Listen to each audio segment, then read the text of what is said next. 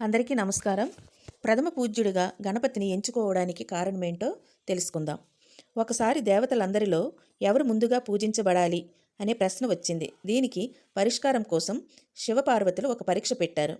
3 లోకాలను ముందుగా ప్రదక్షిణ చేసి వచ్చేవారికి ప్రథమ స్థానం అని చెప్పారు. వెంటనే కుమారస్వామి తన నెమలి వాహనంపై లోకాలను ప్రదక్షిణ చేయడానికి బయలుదేరారు. గణపతి మాత్రం తన చిన్న వాహనమైన మూషికంతో 3 లోకాలను ప్రదక్షిణం కష్టమని ఆలోచించారు. అప్పుడు తన తల్లిదండ్రులైన శివపార్వతుల చుట్టూ 3 సార్లు ప్రదక్షిణలు చేసి, నా దృష్టిలో తల్లిదండ్రులే సమస్త లోకాలకు ప్రతిరూపం.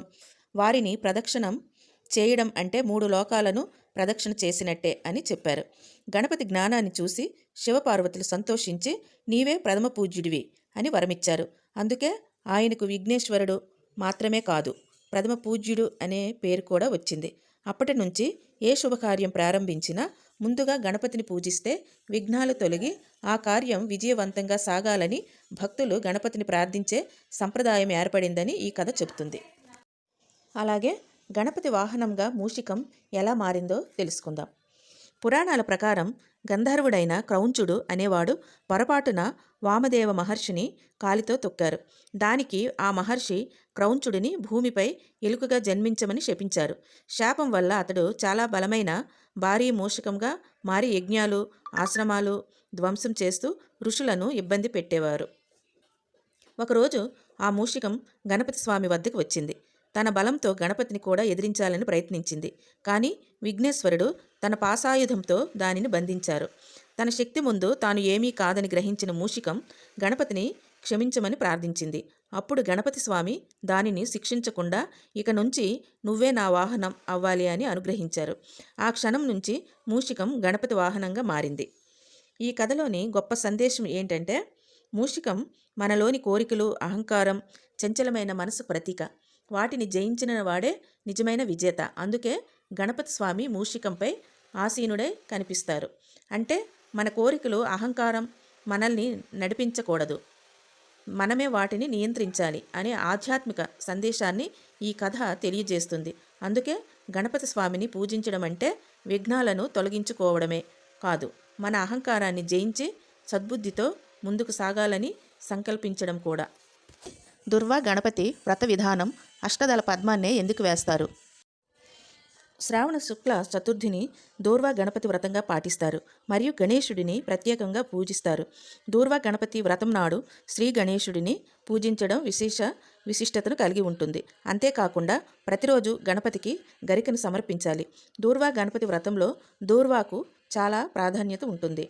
దూర్వా గణపతి వ్రత విధానం అష్టదళ పద్మాన్ని ఎందుకు వేస్తారు?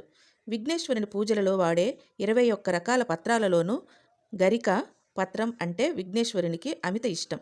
గరికతో పూజిస్తాం కనుక ఈ స్వామిని దూర్వా గణపతి అని కూడా పిలుస్తారు. ఈ స్వామిని అర్చించేటప్పుడు జంట గరికపోచలతో 21 సార్లు పూజించాలన్న నియమం ఉన్నది.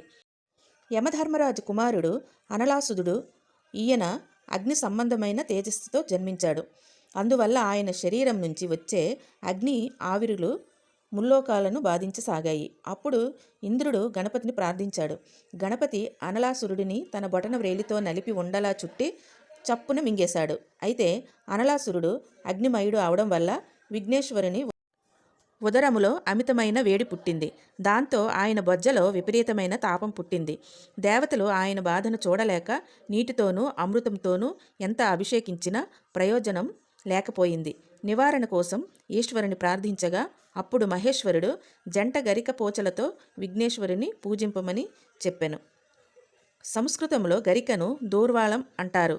శివుడు ఇచ్చిన సలహాతో గణపతి తాపం వెంటనే చల్లారిపోయింది. శ్రావణ మాసంలో వచ్చే చతుర్థి గణపతికి అత్యంత ప్రీతికరమైన రోజు. ఈ నామాలు మహా విశేష ఫలప్రదమైనవి. నిరంతరం పఠించిన శుభములు కలుగును. విఘ్నేశ్వరునికి గరిక పత్రం అంటే మహాప్రీతి. దూర్వా గణపతి వ్రతం నాడు స్వామిని 21 రకాల గరికతో పూజించడం వలనే దూర్వా గణపతి అంటారు. ఈ వ్రత విధానంలో 21 నామాలతో వినాయకుణ్ణి అర్చించి 21 ఉండ్రాళ్లను నైవేద్యంగా సమర్పించాలి. ఓం గజాననాయ నమః, ఓం గణపతియే నమః, ఓం హేరంబాయ నమః, ఓం ధరణీధరాయ నమః, ఓం మహాగణపతయ నమః, ఓం సర్వసిద్ధిప్రదాయ నమః, ఓం క్షిప్రప్రసాదనాయ నమః, ఓం అమోఘ సిద్ధియే నమః. ఓం అమితాయ నమః. ఓం మంత్రాయ నమః. ఓం చింతామణియే నమః. ఓం నిధయే నమః. ఓం సుమంగళాయ నమః. ఓం బీజాయ నమః. ఓం ఆశాపూరకాయ నమః. ఓం వరదాయ నమః. ఓం శివాయ నమః. ఓం శాక్యపాయ నమః. ఓం పార్వతీనందాయ నమః. ఓం వాక్యతియే నమః. ఓం ఢుం ఢీ వినాయకాయ నమః. దూర్వా గణపతి పత్రాన్ని భక్తి శ్రద్ధలతో ఎవరైతే ఆచరిస్తారో వారికి సకల సుఖ సౌఖ్యాలు శుభాలు కలుగుతాయని తెలుస్తుంది.